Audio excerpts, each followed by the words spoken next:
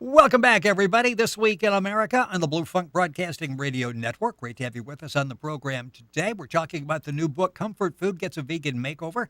The author is Jill Skeem, a certified macrobiotic health counselor, educator, and chef. Graduated from the Strengthening Health Institute, a premier macrobiotic educational facility in Philadelphia. Graduated the Ohio State University. She teaches adult children's cooking classes, lectures to companies and organizations on health and wellness. Has her own radio show. She's been with us before and back with us on the program, Jill Skeem. Jill, welcome to the program. Thanks, Rick. Thanks for having me. Always a pleasure talking to you. It's always great to talk about the cookbook. Over 60 recipes. Comfort Food Gets a Vegan Makeover. And basically, you've taken the foods, and comfort food speaks for itself, but you look through this and it's like, yeah, these are the foods that I really liked growing up. Sort of think I got to stay away from now. And you've really altered Right. the ingredients where we can enjoy them and literally guilt free. Right. It's so true. I looked at really a lot of the traditional comfort foods and I thought, well, how can I make it healthier? I mean, a lot of times people don't want to give up everything and they think a diet might just be salad, celery, carrot sticks. And when you're in colder weather, you just can't survive on that. And that's why usually people don't tend to last on their diets. And then they go back to the comfort food that they're craving. So why not have the comfort food healthy to begin with? And you won't miss a thing, that's for sure. The book is available at Amazon, barnesandnoble.com, Jill's website, jillskeem.com, SKEEM.com. You can log on to our website, thisweekinamerica.us, and link on to Jill's website.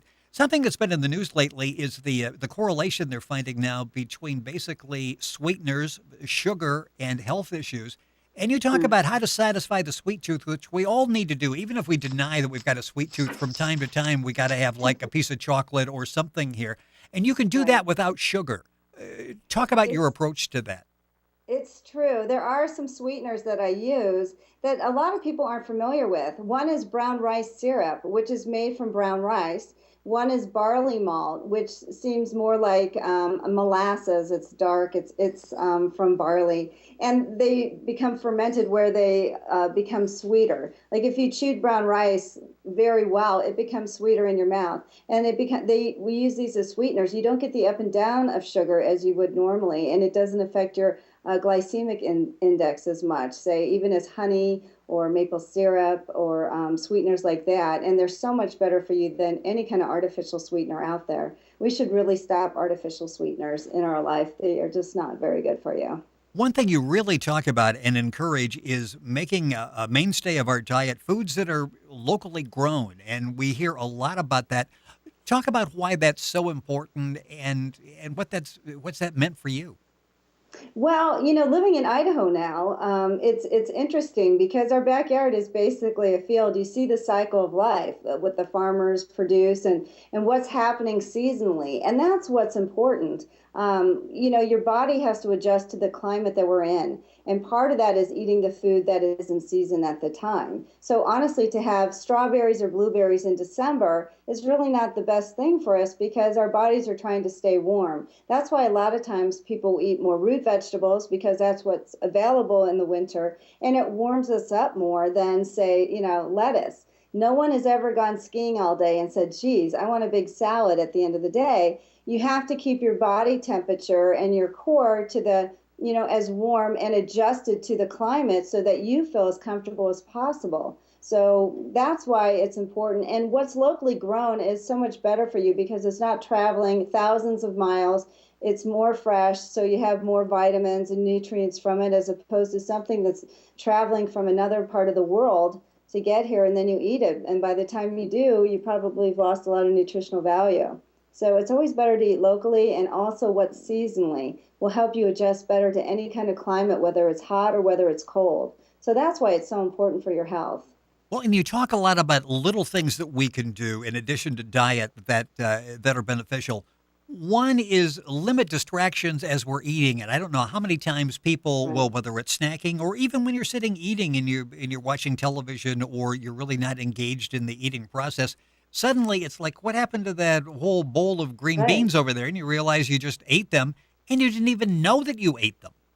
I know so many people eat in front of the TV or the computer or while they're reading or doing something else, and you're exactly right. You don't realize A, what you've eaten, and you aren't satisfied with your meal, so you tend to eat more. So one of the things to cut out and to help reducing your mechanical eating, because that's what it becomes, is to actually sit down at a table, take a portion, and eat without working or watching TV or reading, enjoying your food, talking to your friend or your partner, your husband, your wife, your children. That's what meal times are about. And when you do that, you'll feel more satisfied with your food. You won't eat as much, and it really will help your digestion overall in so many ways.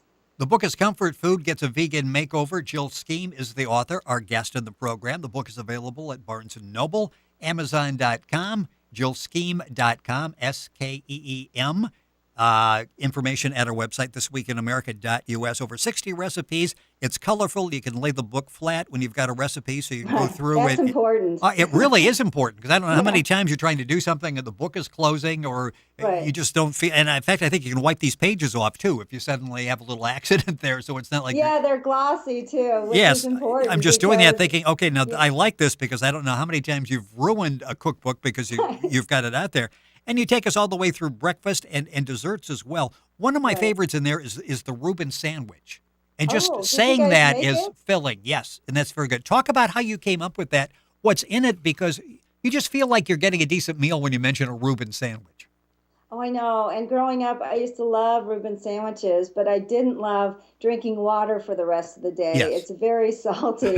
So, it really is. So I use a product called tempeh, which is a fermented soybean. And part of that, the fermentation, is you get vitamin B12. So if you are vegan or vegetarian, people do worry about getting B12, and that's a good source for it. And any kind of fermentation helps your digestion as well. So I just thought about it, and I thought, well, what could make it as close to a Reuben as possible? So I used tempeh. I combined a sauce similar to Russian dressing, but I used a product called Vegenaise, which no eggs or dairy or things like that, but it has the consistency and taste of Miracle Whip.